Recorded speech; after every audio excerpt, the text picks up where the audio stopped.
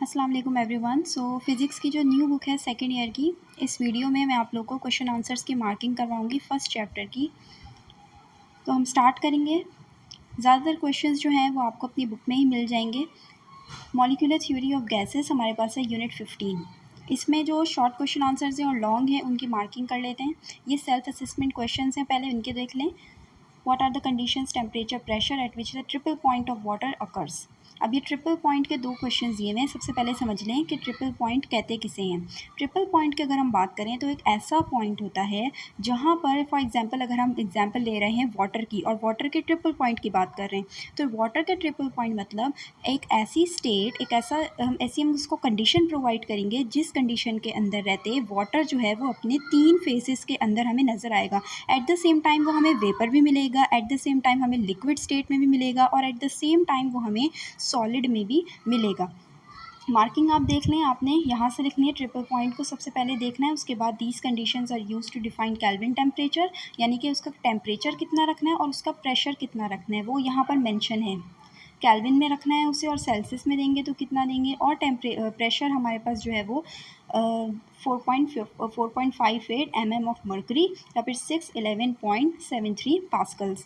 तो ये आपने लिखना है फर्स्ट वाले का आंसर। सेकंड वाले को देखें, where is the triple point located in relation to the solid liquid gas regions. ये नंबर 2 का है। नंबर 2 का आप यहाँ से मार्क करें। वेपर लिक्विड सॉलिड स्टेट्स में हमें दिखता है वाटर का ट्रिपल पॉइंट और वाटर उसमें को एग्जिस्ट करता है इन थर्मल इक्विलिब्रियम, यानी वाटर की स्टेट इक्विलिब्रियम में हो जाती है जिसमें वो हमें एट द सेम टाइम अगर हम उसे ये टेम्परेचर और ये प्रेशर देते हैं तो वो एट द सेम टाइम हमें तीनों कंडीशंस के अंदर एग्जिस्ट होता हुआ नज़र आएगा, जिसे हम कह सकते हैं कि ये सॉलिड लिक्विड और वेपर में को एग्जिस्ट कर रहा है इस कंडीशन को देने के बाद। ठीक है, अब हम देख लेते हैं दूसरा सेल्फ असेसमेंट जो कि हमें गैस लॉस पर है। पहला है हमारे पास, how does the pressure of a gas change if its volume is half at constant temperature. Constant temperature वाली जो कंडीशन है वो हमारे पास आएगी बॉयल्स लॉ में। ठीक है ना, बॉयल्स लॉ में कांस्टेंट टेम्परेचर होता है और प्रेशर और वॉल्यूम का हम चेंज देखते हैं। तो ये कहता है कि जो कांस्टेंट टेम्परेचर होगा हमारे पास तो वॉल्यूम और प्रेशर इन्वर्सली प्रोपोर्शनल है एक दूसरे के। इन्वर्स रिलेशन का मतलब याद रखिएगा ये होता है कि एक चीज़ बढ़ेगी तो दूसरी चीज़ कम होगी, एक चीज़ कम होगी तो दूसरी चीज़ बढ़ेगी। और डायरेक्ट रिलेशन का मतलब होता है कि एक चीज़ बढ़ रही है तो दूसरी भी एट द सेम टाइम बढ़ रही है, और अगर एक चीज़ कम हो रही है तो दूसरी भी एट द सेम टाइम कम हो रही है। तो बॉयल्स लॉ कहता है कि वॉल्यूम और प्रेशर जो है वो एक दूसरे का इन्वर्स रिलेशन हो जाता है अगर हम टेम्परेचर को कॉन्स्टेंट रखेंगे। और क्वेश्चन में पूछ रहे हैं कि अगर वॉल्यूम हाफ कर दिया हमने, ठीक है, अब ये इन्वर्स रिलेशन में है वॉल्यूम और टेम्परेचर, अगर वॉल्यूम हम हाफ़ कर देते हैं, वॉल्यूम जितना भी होगा उसको हमने हाफ़ कर दिया है, तो प्रेशर क्या होगा। तो जैसे मैंने बोला कि एक चीज़ कम हो रही है दूसरी चीज़ बढ़ रही है, ये अलग अलग रिलेशन में एक दूसरे से, ठीक है, एक कम होगा तो दूसरा बढ़ेगा। इस कंडीशन में अगर हम वॉल्यूम को कम कर रहे हैं, वॉल्यूम हाफ़ कर रहे हैं, तो प्रेशर हमारा डबल हो जाएगा। प्रेशर हाफ़ नहीं होगा क्योंकि ये डायरेक्ट रिलेशन में बात नहीं हो रही है, इन्वर्स रिलेशन में बात हो रही है। तो अगर वॉल्यूम हाफ़ कर रहे हैं तो प्रेशर हमारे पास क्या हो जाएगा, डबल हो जाएगा, क्योंकि ये दोनों एक दूसरे के इन्वर्सली प्रोपोर्शनल हैं, डायरेक्टली प्रोपोर्शनल नहीं है। तो यहाँ पे आप ये स्टेटमेंट लिख सकते हैं जो कि बुक में आपके नहीं दी हुई, या आप बुक की स्टेटमेंट मार्क कर सकते हैं बॉयल्स लॉ वाली ही। ठीक है, वो वाली मार्क कर लो या फिर इस तरह से लिख लो। जब आप इसकी स्टेटमेंट लिखेंगे तो आप आगे लिखेंगे hence the pressure will be double if the volume is half, जो मैंने अभी समझाया। अगर हम इसे मैथमेटिकली एक्सप्रेस करें, अगर ये शॉर्ट क्वेश्चन में आता है, ऑब्वियसली आपको नंबर लेने के लिए इसे मैथमेटिकली भी प्रूफ करना होगा कि प्रेशर कैसे डबल हो रहा है। तो P1 is equal to P2 V2 वाली आप इस यहाँ पे एक्सप्रेशन लिखेंगे। अब V2 हमारे पास हमें पता चल गया, क्वेश्चन ही बता रहा है कि वॉल्यूम हाफ है, 1/2 V1 कर देंगे हम। V2 हमारे पास यानी हाफ ऑफ V1 है, तो अब हम V2 की वैल्यू रख देंगे अपने प्रेशर वाले फॉर्मूले में, और हमने क्या निकालना है, चेंज हुआ हुआ प्रेशर। तो हम अब P2 फाइंड कर रहे हैं, वैल्यूज़ को रीअरेंज करेंगे तो हमारे पास P1 V1 अपॉन और V2 की वैल्यू आ जाएगी, क्योंकि V2 अब डिवाइड में आ जाएगा और V2 की वैल्यू हमने निकाल ली कि वो हाफ ऑफ V1 है, ये हमें क्वेश्चन से ही पता चल गया। अब क्या होगा, हमने कैंसिल आउट किया, कैंसिल आउट करने के बाद हमारे पास जो प्रेशर है वो कितना हो जाएगा, डबल हो जाएगा, और ये डिवाइड हुआ 2 जब ऊपर जाएगा तो ऑब्वियसली वो P1 के साथ मल्टीप्लाई हो रहा है, तो प्रेशर हमारे पास डबल है। नेक्स्ट हमारे पास है कि what happens to the volume of a gas when its temperature is increase while keeping the pressure constant. अब कांस्टेंट प्रेशर वाला जो केस है हमारे पास वो है चार्ल्स लॉ का। चार्ल्स लॉ में प्रेशर कांस्टेंट रखते हैं और हम देखते हैं वॉल्यूम और टेम्परेचर का आपस में रिलेशन।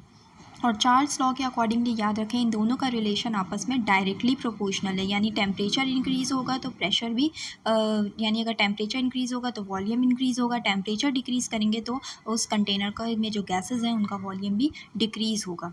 तो ये कहलाता है चार्ल्स लॉ। अब क्वेश्चन ये कह रहा है volume of a gas when its temperature is increased, हमें फाइंड करना है। जब टेम्परेचर इंक्रीज़ हो रहा है तो ऑब्वियसली वॉल्यूम भी इंक्रीज़ ही होगा। आप ये लाइन भी लिख सकते हैं। दिस लॉ स्टेट, सबसे पहले आप स्टेटमेंट देंगे कि वो लॉ ये कहता है डायरेक्टली प्रोपोर्शनल है, और उसके बाद आप लिख देंगे कि when we increase the temperature the volume of a gas also increase according to Charles law. Number 3 देखिए, रिलेशनशिप बताना है between volume and number of moles of gas at constant temperature volume.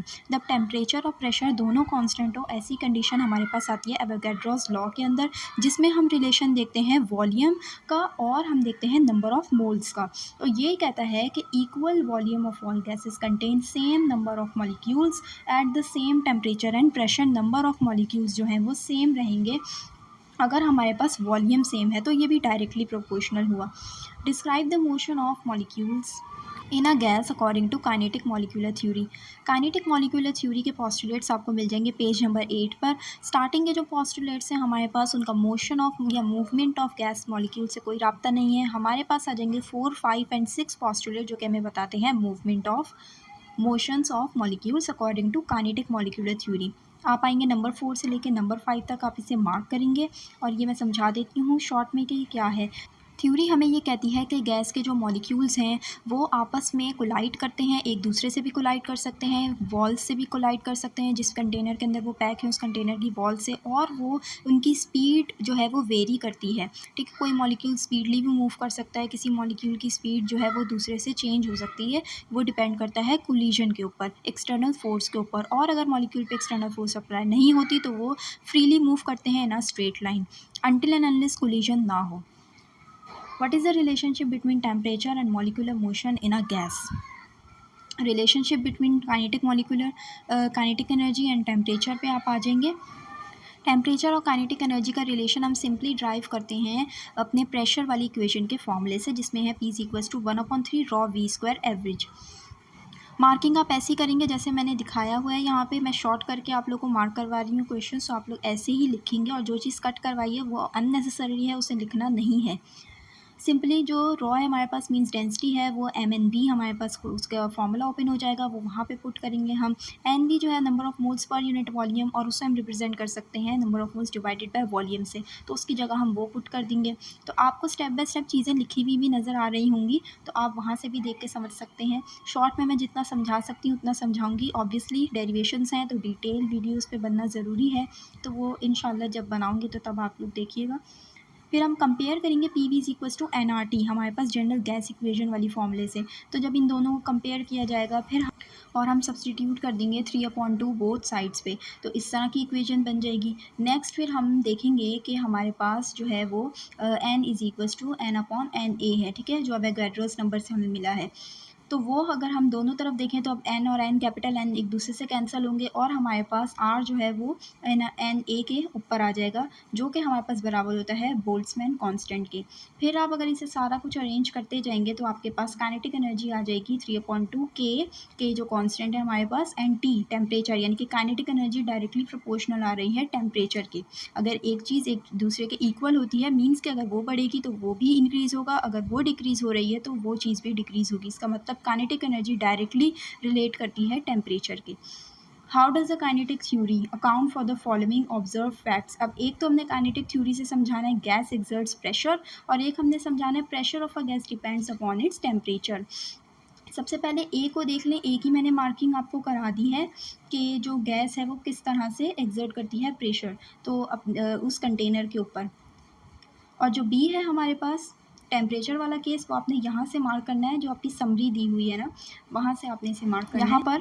यहाँ पर इन्होंने ये चीज़ अच्छे से समझाई हुई है कि प्रेशर जो है वो डिपेंड करता है कोलिजन ऑफ मॉलिक्यूल्स पे with the container of walls, and is related to the temperature and volume. अब ये टेम्परेचर और वॉल्यूम पे भी डिपेंड करता है, जो कि वो पूछ रहे हैं कि टेम्परेचर को का रिलेशन बताएं काइनेटिक एनर्जी से, और हमें पता है नीचे वाली लाइन भी आप लिखनी है कि वो डायरेक्टली रिलेट करते हैं। तो जैसे जैसे टेम्परेचर इंक्रीज़ होगा काइनेटिक एनर्जी इंक्रीज़ होगी, काइनेटिक एनर्जी इंक्रीज़ होगी तो ज़्यादा से ज़्यादा प्रेशर एक्सर्ट होगा वॉल्स पे।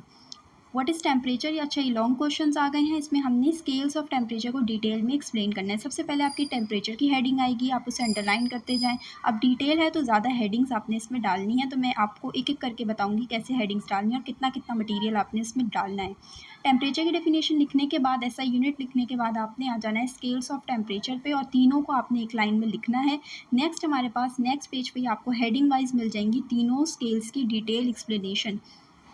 टेम्परेचर को मेजर करने के लिए हमारे पास कुछ यूनिट्स होते हैं और कुछ स्केल्स होते हैं, जो कि हमारे पास सेल्सियस है, फ़ारेनहाइट है एंड केल्विन है। ज़्यादातर जो है वो सेल्सियस यूज़ होता है, डिग्री सेल्सियस को सबसे ज़्यादा प्रेफर किया जाता है as compare to Fahrenheit and Kelvin, और उसके बाद हम केल्विन को प्रेफर करते हैं। तो यहाँ पे आपने मार्किंग देख लो किस तरह से हुई हुई है। डिटेल में एक्सप्लेन करना है तो आपने ये सारी चीज़ें ऐड करनी है। जैसे 0 डिग्री सेल्सियस जो है वो मेल्टिंग पॉइंट है, मीन्स के उस वो टेम्परेचर हम कैसे मेजर करते हैं इन स्केल्स के अंदर। 1 डिग्री का फासला रखते रखते हम उस चीज़ को बढ़ाते हैं, जबकि फ़ारेनहाइट में यहाँ पर डिवीजन जो है 180 इक्वल पार्ट्स में हुई हुई है। और केल्विन स्केल की अगर हम बात करें तो केल्विन स्केल, इसमें अगर हम 0 सेल्सियस को चेंज करेंगे तो वो 273 केल्विन में चेंज होता है। इसी तरह से आपने फॉर्मूले में भी देखा होगा, हम प्लस या माइनस को यूज़ करते हैं, क्योंकि इनमें यही डिफरेंस है जब हम 273 को इसके अंदर ऐड करेंगे।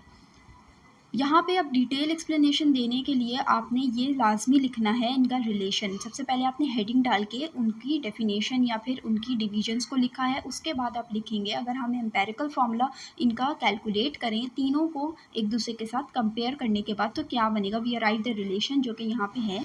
फॉर्मूला देख लो आप लोग। सबसे पहले अगर सेल्सियस की बात करेंगे तो फिर उसमें से फिक्स पॉइंट को माइनस करेंगे एंड डिवाइड करेंगे boiling point into boiling point minus fix point. तो बॉइलिंग पॉइंट्स का 100 होता है, फिक्स 0 होता है, तो 100 माइनस 0 100 ही हो जाएगा। और ऊपर भी हमने वैसे ही फॉर्मूला पुट किया है। फ़ारेनहाइट के भी देख लेते हैं, फिक्स पॉइंट 32 रखेंगे हम, और नीचे अगर हम सॉल्व करेंगे डिवीजन तो हमारे पास आ जाएगा 180।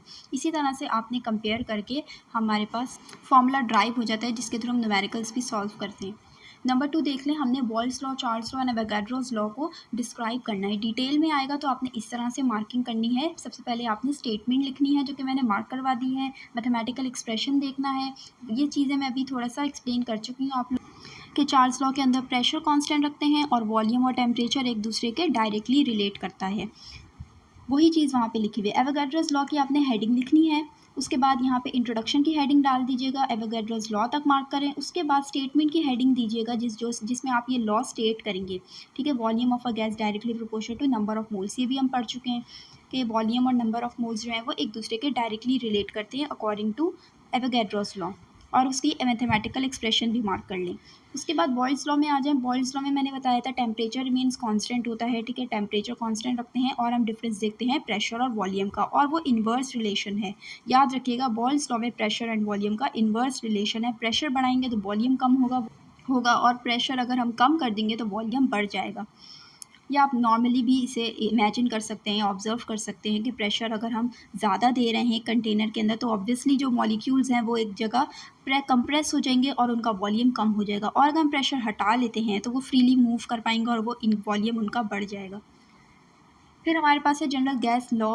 आपने यूज़ करना है by making use of gas laws. ठीक है, आपने ड्राइव करना है पूरा जनरल गैस लॉ, जो कि ये अभी है PV is equals to NRT। इसमें तीनों लॉज होते हैं। सबसे पहले आपने इंट्रोडक्शन दे देना है, उसके बाद आपकी आ जाएंगी तीनों लॉज की स्टेटमेंट, क्योंकि इन्हीं के थ्रू ये लॉ जो है वो ड्राइव हो पाएगा, इनके बगैर नहीं हो पाएगा। तो आपने तीनों लॉज की डेरिवेशन देनी है यहाँ पे, डेरिवेशन नहीं, एक्सप्रेशन मेंशन करना है। एक्सप्रेशन मेंशन करने के बाद आपने कंसिडर फॉर मूवमेंट से लेकर लिखना है यहाँ तक V is equals to nRT upon P, where R is a constant of proportionality and is known as general gas constant और universal gas constant। सैम्पल तक आप लिखेंगे, उसके बाद वैल्यू वगैरह मत दीजिएगा, क्योंकि याद रखनी है तो कर लें, न्यूमेरिकल्स के लिए करनी होती है वैल्यू को याद।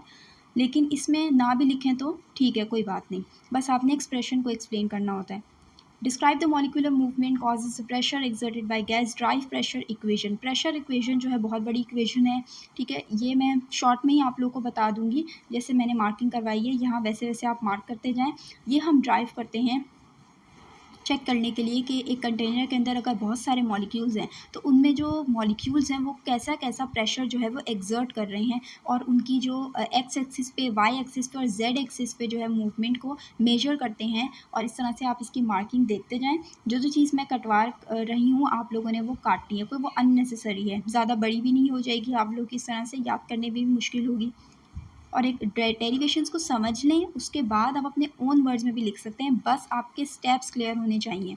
एरोज़ वगैरह डाल के इसके बाद ये स्टेप है, इसके बाद ये स्टेप है, ये चीज़ देखी जाती है। आपकी वर्डिंग्स मैटर नहीं करती। आप पैराग्राफ में लिखते जा रहे हैं, आपको नंबर नहीं मिलेंगे जब तक आप ये एक्सप्रेशंस शो नहीं करेंगे।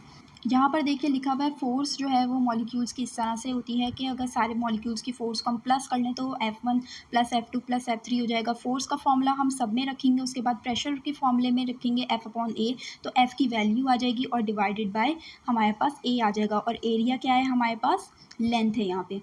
फिर हमारे पास क्या है, हमने कॉमन को बाहर निकाल लिया है और जो डिफरेंट थिंग्स हैं उनको हमने ब्रैकेट में रख लिया है। फिर हमारे पास जो है लेंथ को सॉल्व किया है। लेंथ के लिए देखिए हमने कैपिटल N जो है वो टोटल नंबर ऑफ़ मॉलिक्यूल्स है, और NV जो है वो number of molecules in unit volume है। तो हमने MN कर दिया है, MNV किया है और कैपिटल N को हमने डिवाइड में भेजा है। ठीक है, L³ की जगह हमने कैपिटल और NN और NV को सॉल्व किया है। ठीक है, नेक्स्ट हमने एवरेज लिया है। देखें सबको प्लस किया हुआ है तो हम लिख सकते हैं रॉ V²। एवरेज और डेंसिटी कहाँ से आ गई, डेंसिटी होती है मास इंटू वॉल्यूम के बराबर, तो MNV को हटा के हमने डेंसिटी पुट कर दी है और हमारे पास एट दी एंड आ जाएगा 1/3 रॉ V² एवरेज। नेक्स्ट जो है वो ऑलरेडी मार्क करवा चुकी हूँ मैं।